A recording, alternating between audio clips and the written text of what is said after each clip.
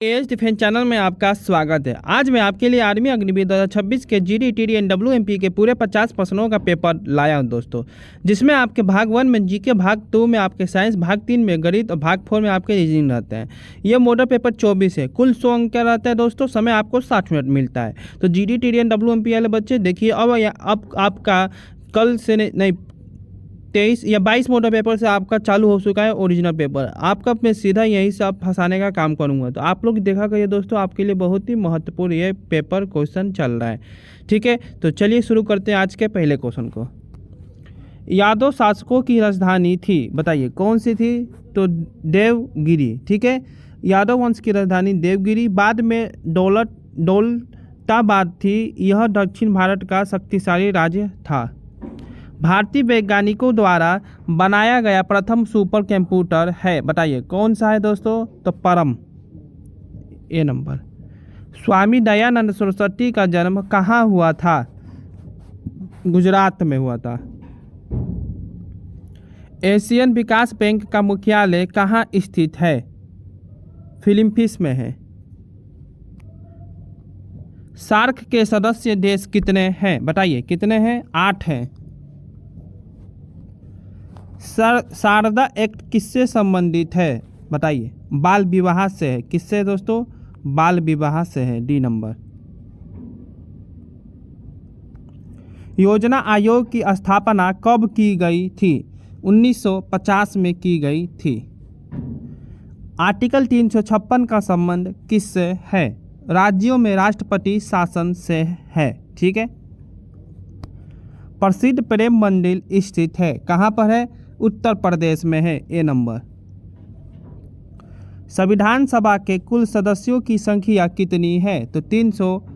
आप बताइएगा 300 है या क्या है? हिट दे दिया हूँ मैं आपको। सत्यार्थ प्रकाश के लेखक कौन हैं? बताइए। दयानंद सरस्वती। पंच शब्द किस खेल से संबंधित है? मुक्केबाजी से है। अकबर ने कौन सा नया धर्म चलाया था? बताइए। तो दीन ए इलाही चलाया था। ठीक है, बी नंबर। केदारनाथ मंदिर किसके लिए प्रसिद्ध है? भगवान शिव के लिए है। ठीक है, हर हर महादेव। वर्तमान में राज्य सूची में कितने विषय हैं? 61। कितने हैं दोस्तों? 61। एक साधारण मनुष्य में खून की मात्रा होती है, कितनी होती है? 5 से 6 लीटर होती है। ठीक है, कितनी? 5 से 6 लीटर होती है, ए नंबर। हीरे के चमकने का प्रमुख कारण क्या है? पूर्ण आंतरिक परावर्तन है, बी नंबर, सी नंबर। मानव शरीर की मास्टर ग्रंथि है, बताइए कौन सी है? तो बताइए जल्दी। प्यूटरी है। ठीक है, डी नंबर। वेग में परिवर्तन की दर क्या है? बताइए। वेग में परिवर्तन की दर त्वरण है, सी नंबर। निम्न में से मार्स गैस कौन सी है? CH4 है। आलू पौधे का होता है, तना, जड़, फूल, फल? तना होता है। ठीक है, ए नंबर। क्या होगा आपका आंसर? ए नंबर। आँखों से रंग पहचानने में सहायक होती है, बताइए शंकु से किस? चलिए। मधुमेह के उपचार में उपयोगी है, क्या है? इंसुलिन।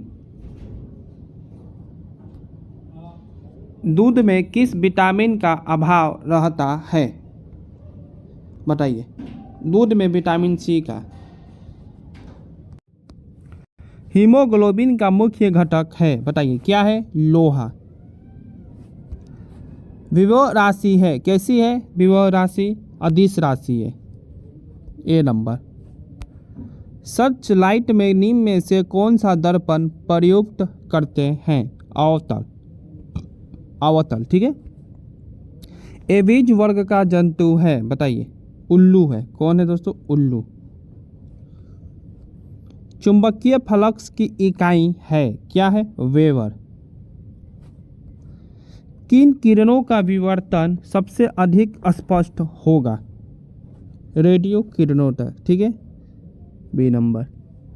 चलिए यहाँ से आपका मैथ का क्वेश्चन स्टार्ट होता है। तो बताइए 674 इंटू 218 इकाई अंक क्या होगा? तो इकाई अंक कैसे निकालेंगे बताइए।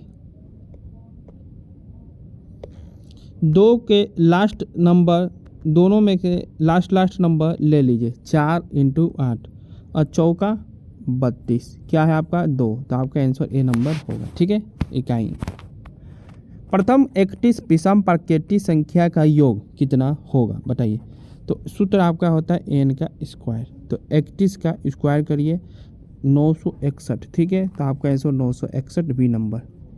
किसी संख्या में 56 से भाग देने पर शेष 29 आता है, यदि उसी संख्या को 8 से भाग दिया जाए तो शेष क्या होगा बताइए, शेष क्या होगा। तो किसी संख्या को 56 से भाग देने पर, 56 से भाग देने पर क्या होता है, 29 आता है। क्या आता है दोस्तों, 29 आता है। तो उसी संख्या को 8 से फिर से भाग दिया जाए तो वह संख्या क्या होगी, ठीक है, ठीक है। तो आइए देखिए, हम लोग संख्या मानते हैं 56 के प्लस 29, ठीक है। अब इसमें देखिए 8 से भाग में 56 के पूरा विभाजित होगा।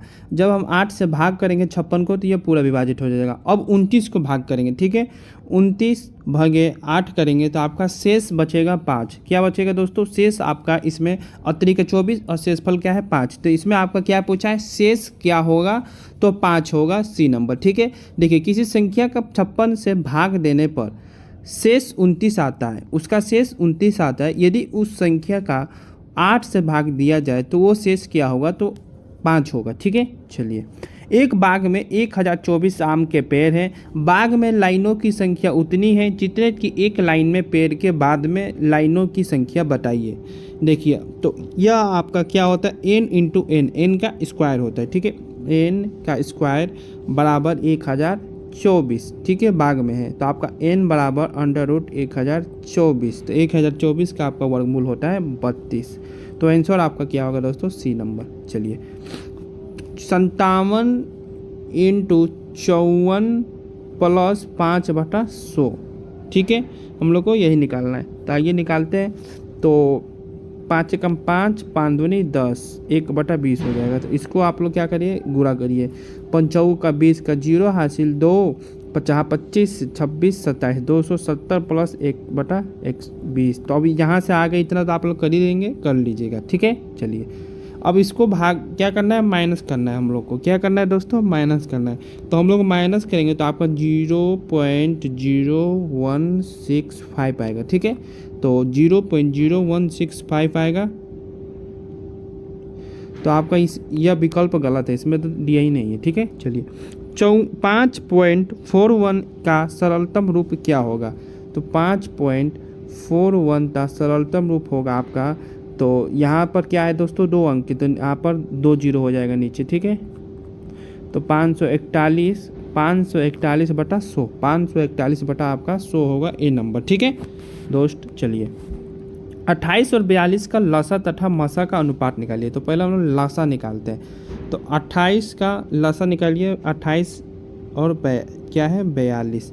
तो इसको काटिए दोस्तों, कटेगा 2 एकम 2, 2 चौके 8, 2 दूनी के 4, 2 एकम 2, ठीक है, 7 दूनी 14, 7 का 21। अब नहीं कटेगा, अब तिरिया गुणा करिए, ठीक है। तो करिए तिरिया गुणा, तो क्या होगा, 2 दूनी के 4 और 2 चौके 8, 84, ठीक है। आपका इसमें भी करेंगे तो 84 आएगा, 28 में 3 से भी करेंगे 84 आएगा, इसमें भी करेंगे तो 84 आएगा। तो आपका क्या निकल गया, 84। एलसीएम क्या हो गया आपका, 84। अब हम निकालेंगे मसा, एचसीएफ निकालेंगे। क्या निकालेंगे, एचसीएफ। आइए एचसीएफ निकालते हैं। तो क्या है आपका एचसीएफ, 28 का और 42 का, तो क्या होगा, देखिए 14 इंटू 2, ठीक है, 14 इंटू 2, 14 दूनी 28। चलिए मैं आपको पूरा इस निकाल देता हूँ, 2 दूनी का 4, ठीक है, 4 इंटू 7, तो 2 दूनी का 4 और 4 सत्ते 28, 2 दूनी का 4, 2 दूनी का 4, 4 दूनी 8, ना 2 दूनी का 4, नहीं आपका ये नहीं होगा, 2 इंटू 3 इंटू 7, ठीक है, 17 का 21, 21 दूनी 42, तो एक आपका 2 हो रहा है, एक आपका 7 हो रहा है, तो 60 इंटू 2 करेंगे तो आपका 14। तो आपका स्टेप क्या आया दोस्तों, 14 आया। तो 84 और 14, अब ये कटेगा, हाँ कटेगा, एक एक में एक, 84, 6:1 होगा। क्या होगा आपका, 6:1 ए नंबर। चलिए, 20 तक की प्राकृतिक संख्याओं का औसत ज्ञात करो। 20 की प्राकृतिक संख्याओं का औसत ज्ञात करना है, तो औसत बराबर होता है पहला प्लस अंतिम बटा 2। ठीक है, तो पहला आपका 1 हो जाएगा, लास्ट आपका 20 हो जाएगा, और बटा में आप लोग क्या करेंगे, 2 करेंगे, तो आपका 21/2 होगा। 2 कम 2.2510 जीरो। ठीक है, एक सेकेंड, 5 10, तो आपका 10.5 आएगा आंसर। क्या आएगा दोस्तों, 10.5। 36 का 8% किस संख्या का 72% है। 36 का 8% किस संख्या का 72% है।